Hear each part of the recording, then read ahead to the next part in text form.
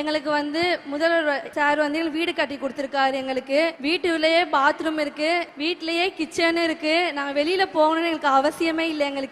எங்களுக்கு அது வந்து வீடு இல்ல, அங்க இருக்கிற எல்லாருக்குமே அது ஒரு கோயில் மாதிரி தான் நாங்க அதுல இருக்கிறோம். நாங்க ஈழ மக்கள் சார்பாகவும் எங்க தச்சூர் கேம்ப் சார்பாகவும் பெஸ்ட் நன்றி சொல்லிக்கிறேன் அவருக்கு. அப்பா உங்களுக்கு தெரியுமான்னு தெரியல, நீங்க இதே ஸ்டேஜ்ல இருந்து தான் வெற்றி நிச்சயத்தை வந்து தொடங்கி வச்சீங்க. நீங்க வெற்றி நிச்சயம் வெற்றி நிச்சயம் வெற்றி நிச்சயம் சொன்னீங்க. அதே ஸ்டேஜ்ல இந்த பல கோடி பெண்கள்ல நானும் ஒரு பொண்ணா நான் வந்து இந்த வெற்றி எனக்கு நிஜமாவே என் வாழ்க்கையில வெற்றி நிச்சயமா மட்டும்தான் ஆயிருக்கு. நான் வந்து இங்க நிக்கிறேன். நான் வந்து ஒரு கட்சிப்புல உங்களுக்கு ஒரு எம்ப்ராய்டிங் போட்டு வந்திருக்கிறேன்ப்பா, அது உங்களுக்கு தரணும்னு ஆசைப்படுறேன். தரலாமா? Please please.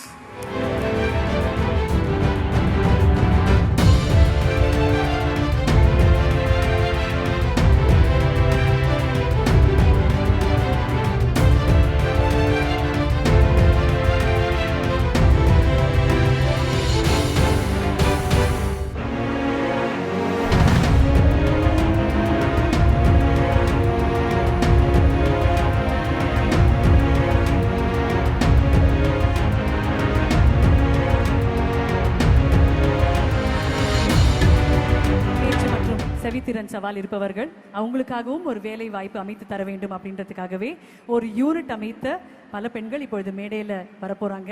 அவங்க வந்து முதலமைச்சர் அவர்களை பார்க்கணும், அவருக்கு நன்றியை தெரிவிக்கணும் அப்படின்றதுக்காக இந்த மேடையில் வராங்க. Can we have them on stage please? Actually எல்லாருக்கும் மகளிர் சுய உதவி குழு மூலமா வேலை பெற்றாங்க அப்படின்னா எல்லாருக்கும் ஒரு இமேஜ் இருக்கும், இந்த வேலை வாய்ப்பு தான் அதுல இருந்து பெற முடியும் அப்படின்னு. ஆனா மகளிர் சுய உதவி குழு மூலமாக இன்னைக்கு ஏகப்பட்ட வேலை வாய்ப்பு, நாம கற்பனையே பண்ணிக்க பார்க்க முடியாத அளவுக்கான நிறைய வேலை வாய்ப்புகளை உருவாக்கியிருக்காங்க. அதோடைய சான்றை நம்ம இப்ப பார்த்தோம். என்னோட பேர் வந்து எழிலரசி. நான் வந்து அரியலூர் மாவட்டம்லேருந்து ஒரு சின்ன கிராமத்துலேருந்து நான் வரேன். ஸோ என்னோட அப்பா வந்து என்ன மாதிரி ஒரு வாய் பேச முடியாத காது கேட்காத மாற்றுத்திறனாளி. ஸோ என் அண்ணனும் வந்து ஒரு வாய் பேச முடியாத காது கேட்காத மாற்றுத்திறனாளி. ஸோ வந்து என்னோட குடும்ப சூழ்நிலை வந்து ரொம்ப கஷ்டமான ஒரு நிலை. ஏன்னா முன்னாடி வந்து அம்மா வந்து வீட்டில் தான் இருக்காங்க, அப்பா விவசாயம் பண்ணுறாங்க. ரொம்ப கஷ்டம், ஈஸி கிடையாது, அவ்வளோ கஷ்டப்பட்டிருக்கோம் எங்கள் குடும்பத்தில். அப்படி இருக்கும்போது அப்பாவால் வந்து வெளியே வந்து எங்கேயும் வேலைக்கு போக முடியல. அப்பாவுக்கு அந்த அளவுக்கு வந்து ஒரு வெளி உலகம் தெரியல. அப்பாவோட கூட பிறந்தவங்க 8 பேருமே வந்து வாய் பேச முடியாத காது கேட்காத மாற்றுத்திறனாளி. எனக்கு பார்க்கும்போது நம்ம எப்படியாவது இந்த ஒரு சூழ்நிலை இருந்து எப்படியாவது உடச்சி வெளியே வரணும் அப்படின்ட்டு நான் அப்போ யோசிக்கும் போது நிறைய பேர் என் குடும்பத்துல இருந்து தானே சொல்றாங்கன்னா, விவசாயம் பாரு, +2 வரைக்கும் படிச்சது போதும், அண்ணா அப்போ இங்கே சென்னைக்கு வேலைக்கு வந்துட்டாங்க அப்படின்னு வரும்போது நீ போதும் நீ படிச்சதுலாம் அப்படின்னு சொன்னாங்க.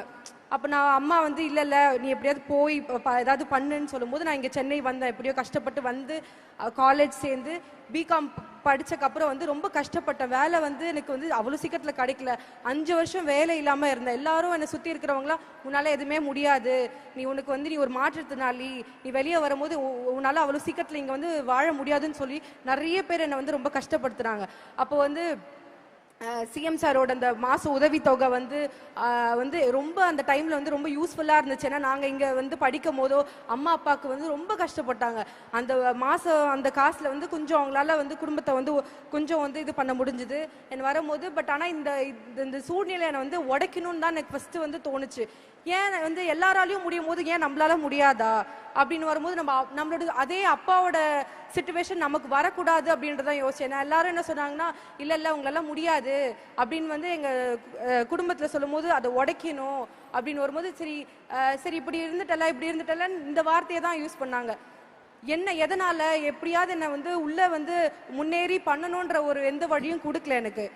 சரி இப்போ எனக்குமே வந்து திறமை இருக்கே, என்னாலையும் முடியும், அவன் எப்படி மற்றவங்க பேசுகிறாங்களோ எப்படி அவங்களால வந்து எல்லா துறையிலையும் வந்து வேலை பார்க்க முடியுதோ என்னாலையுமே முடியுமே, ஏன் என்னால் முடியாதா அப்படின்னு சொல்லி எனக்குள்ள வந்து ஒரு கொஸ்டின் அரைஸ் ஆயிடுச்சு. இல்லை என்னால் முடியும். அம்மா சொல்லும் போது அம்மா இல்லை உன்னால முடியும் நிறைய என்னை வந்து ஊக்கப்படுத்தினாங்க. ஏன்னா வந்து சுற்றி இருக்கிறவங்கெல்லாம் நீங்கள் வந்து திருப்பியும் இதே தான் விவசாயம் பார்க்கணும், ஆடு மாடு தான் நீங்கள்லாம் இது பண்ணணும்னு சொல்லும் போது இல்லை இது வந்து எனக்கு ரொம்ப கஷ்டமாயிடுச்சு. 5 வருஷம் நான் வந்து இங்கே சென்னையில் வேலை இல்லாமல் இருந்தேன். இல்லை எனக்கு வந்து அப்போ சந்தோஷமே இல்லை. ஒரு 3 months வந்து பெங்களூர்ல வந்து ட்ரைனிங் ஒரு அட்டன் பண்ணேன். அப்பயும் வந்து என்ன சொன்னாங்கன்னா, உங்களுக்கு வேலை வரும் அப்படின்னு சொல்லி எம்என்சியில் வரும்னு சொல்லி சொன்னாங்க. ஆனால் அதுலேயும் வந்து ஒரு உண்மையாகவே அவங்களுக்கு எந்த நிறைவேற்றலை. அப்படின்னு வரும்போது சரி, அப்போ அவங்க சொன்னதெல்லாம் உண்மைதானா, அப்போ நம்மளை சுற்றி இருக்கிறவங்க சொன்னதெல்லாம் உண்மைதானா, நம்மளும் ஒரு பெண் தான், நிறைய பேர் வந்து அவங்க லைஃப்ல அச்சீவ் பண்ணும்போது ஏன் என்னால் முடியாதான்னு சொல்லி வரும்போது தான் எனக்கு கரெக்டான டைம்ல வந்து சிஎம் சாரோட வெற்றி நிச்சயம் என்ற ஒரு ஸ்கீம் மூலியமா எனக்கு வந்து ZF மேனுஃபேக்சரிங்ல எனக்கு வேலை கிடைச்சிது. அப்படியா, அப்போ அந்த மாதிரி ஒரு ஸ்கீம் இருக்கா அப்படின்னு சொல்லி உள்ள ஜாயின் பண்ணும்போது தான் தெரிஞ்சுது. அப்போ அங்கே எனக்கு ட்ரைனிங் கொடுத்தாங்க, 3 to 4 months ட்ரைனிங் கொடுத்தாங்க. அங்கே வந்து நான் ஒர்க் பண்ணேன். அதுக்கப்புறம் வந்து அங்கே பெர்மனெண்ட்டாக எனக்கு வந்து ஜாப் கிடச்சின்னு வரும்போது ரொம்ப சந்தோஷமாக இருந்தது. அப்போ வந்து நான் என்னை பார்க்கும்போது நம்ம சூழ்நிலை வந்து பரவாயில்லையே, நம்மளால மாற்றி கொண்டு வந்திருக்கோம். நம்ம அப்பாவால் முடியல, அப்பாவோட அப்பாவுக்கு அம்மா பாட்டி எல்லாருமே வந்து மாற்றுத்திறனாளிங்க தான். அப்படி வரும்போது நம்ம உடைக்கணும். எப்படியோ நான் சென்னை வந்து நான் மாற்றி நான் வந்து என்னோட சம்பாதித்தத்தில் வந்து நான் அம்மாவையும் அப்பாவையும் 2 பேரையும் நான் சேர்ந்து பார்த்துக்கிட்டேன். அப்படின்னு வரும்போது ரொம்ப பெருமையாக இருந்தது. ஏன்னா நிறைய ட்ரை பண்ணியிருக்கோம். நாங்கள் வரும்போது எப்படியாவது நம்ம அச்சீவ் பண்ணி வரணுமே அப்படின்னு வரும்போது தான் வந்து யாருமே எங்களை சுற்றி வந்து ஹெல்ப் பண்ணல. ஃபேமிலியோ சரி இல்லை மற்றவங்க வந்து யாருமே இப்போ வந்து ஒரு உறுதுணையாகவே இல்லை எங்களுக்கு. அப்படின்னு வரும்போது தான் எங்களுக்கு வந்து இந்த ஸ்கீம் பற்றி தோணுச்சு, வெற்றி நிச்சயம் ஸ்கீம் பற்றி தோணுச்சு. அங்கே உள்ளே வந்து அங்கே எனக்கு எந்த பிரச்சனையுமே இல்லை, வந்து என்னை ஈஸியாக ஹேண்டில் பண்ணாங்க. வந்து எனக்கு ஒரு பெரிய ஒரு சவாலாகவே இல்லை. நான் வந்து வெளியே வேலை தேடும் போது அவ்வளோ சவாலாக இருந்தது. உள்ளே வரும்போது ஒரு சவாலும் இல்லை. ரொம்ப ப்ரௌடாக ஃபீல் பண்ணுறேன். இந்த இடத்துல நிற்கிறேன், எல்லாருனோடையும் நான் நிற்கிறேன்னா எல்லா கஷ்டத்தையும் தாண்டி உடச்சி நான் இங்கே நிற்கிறேன் அப்படின்னா எங்களாலேயும் முடியும், எல்லாராலையும் முடியுன்றத ஒரு லிவிங் ப்ரூவ் பண்ணியிருக்கேன் நான் இங்கே. அதே மாதிரி எல்லாரும் அவங்க சொன்னது எல்லாத்தையும் நான் உடச்சி நான் இங்கே வந்து நிற்கிறேன் அப்படின்னா இங்கே சிஎம் சாருக்கும் நான் வந்து ரொம்ப நன்றி சொல்கிறேன். அதுக்கப்புறம் வந்து அவங்க பின்னாடி எல்லாருமே எனக்கு நிறைய சப்போர்ட் பண்ணியிருந்தாங்க கவர்மெண்ட் சைட்லேருந்து. இந்த நேரத்தில் வந்து நான் ரொம்ப ப்ரௌடாக ஃபீல் பண்ணுறேன். என்னாலையும் வெளியே வர முடிஞ்சது, பிரேக் பண்ணி வரும்போது ரொம்ப சந்தோஷமாக இருக்குது. நான் வந்து இந்த நேரத்தில் சிஎம் சாருக்கு ரொம்ப நன்றி சொல்கிறேன். Thank you sir. தேங்க்யூம்மா, ரொம்ப நன்றி. தேங்க்யூ. முக்கியமான விஷயம் என்னன்னா, இவங்களுக்கு உங்களுடைய கைத்தட்டல் கேட்கணும்னா எல்லாரும் கையை மேல தூக்கிட்டு you got to raise your hands and do that. அதுதான் உங்களுக்கான கைத்தட்டல். எல்லாரும் சேர்ந்த மாதிரி அரங்கத்தில் இருக்கிறவங்க எல்லாருமே எல்லா தடையும் உடைத்து வந்த இந்த பெண்மணிக்காக ஒரு மிகப்பெரிய கைத்தட்டல். that is for you.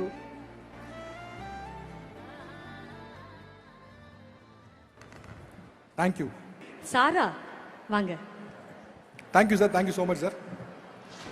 என் பேர் வந்து சாரா. நான் திருவண்ணாமலை மாவட்டத்திலேருந்து இலங்கை முகாம்லேருந்து வர்றேன். எங்கள் வீட்டில் மொத்தம் 4 பேர், அம்மா அப்பா நான் அண்ணா. நாங்கள் வந்து ஃபஸ்ட்டு வந்து ஆர்னியில் வந்து ஒரு ரைஸ் மில் குடோனில் தான் வந்து நாங்கள் இருந்தோம். 100 குடும்பத்துக்கு மேலே வந்து அங்கே தான் இருந்தோம். ப்ளே ஓர்டில் தான் எங்களுக்கு வந்து வீடு 10க்கு 10ல் ப்ளே ஓர்டில் தான் எங்களுக்கு வீடு வந்து கட்டி கொடுத்துருந்தாங்க. ஃபஸ்ட்டு நாங்கள் அங்கே தான் இருந்தோம். மழை பெஞ்சாலுமே வீட்டுக்குள்ளே வந்து மழை பெய்யும். நான் ஒரு பக்கம் அண்ணா ஒரு பக்கம் தண்ணியை பிடிச்சி வெளியில் ஊற்றுற மாதிரி தான் இருந்துச்சு. கிச்சன் பார்த்தா வீட்டில் இருந்து ஒரு 15 ஸ்டெப்பு தள்ளி தான் வந்து கிச்சன் வந்து வெளியில் போகிற மாதிரி இருந்துச்சு. கிச்சன்லேருந்து பாத்ரூம் போகிறதுக்கு அது கொஞ்சம் ரொம்ப தூரமாக 30 ஸ்டெப்பு அப்படி இருந்துச்சு. மழை பெய்யும் போலாம் நிறைய டைம் பாத்ரூம் போகாமல் கூட இருந்திருக்கோம். ஏன்னா உள்ளே வந்து பூச்சி அப்படிலாம் இருக்குன்னு சொல்லிட்டு போகாமல் இருந்திருக்கிறோம்.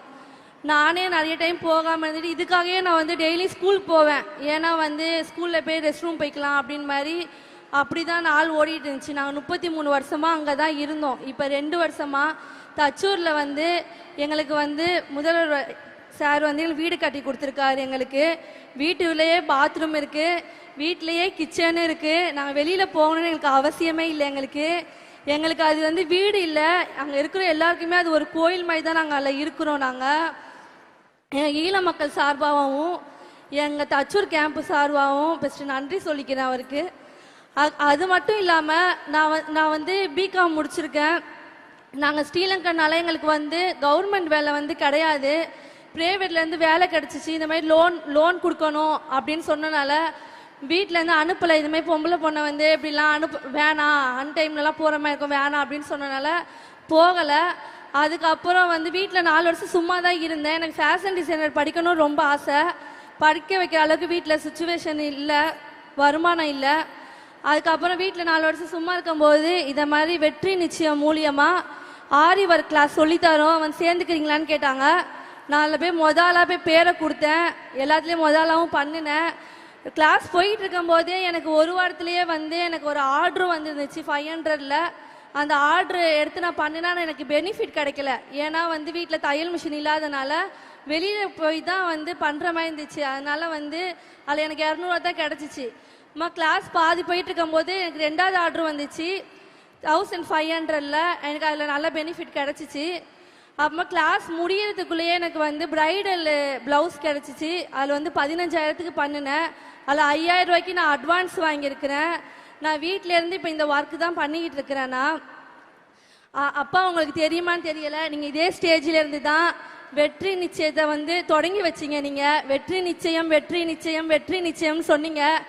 அதே ஸ்டேஜில் இந்த பல கோடி பெண்களில் நானும் ஒரு பொண்ணா நான் வந்து இந்த வெற்றி எனக்கு நிஜமாவே என் வாழ்க்கையில் வெற்றி நிச்சயமாக மட்டும்தான் ஆயிருக்கு. நான் வந்து இங்கே நிற்கிறேன். நான் வந்து ஒரு கச்சிப்பில் உங்களுக்கு ஒரு எம்ப்ராய்டிங் போட்டு வந்திருக்கிறேன்ப்பா, அது உங்களுக்கு தரணும்னு நான் ஆசைப்பட்றேன். தரலாமா? Please please.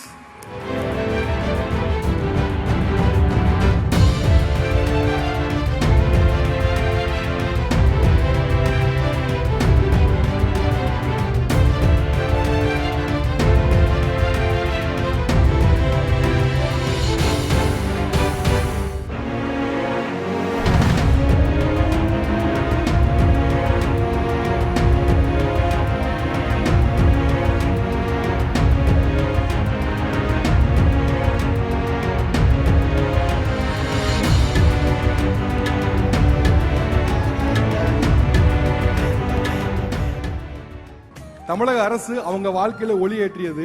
அவங்களுக்கு மீண்டும் தமிழக அரசுக்கு ஒரு நன்றி தெரிவிக்கும் விதமாக ஒரு அழகான கெஸ்டர். தேங்க்யூ, ரொம்ப நன்றி. Thank you so much Sara. Thank you very very much.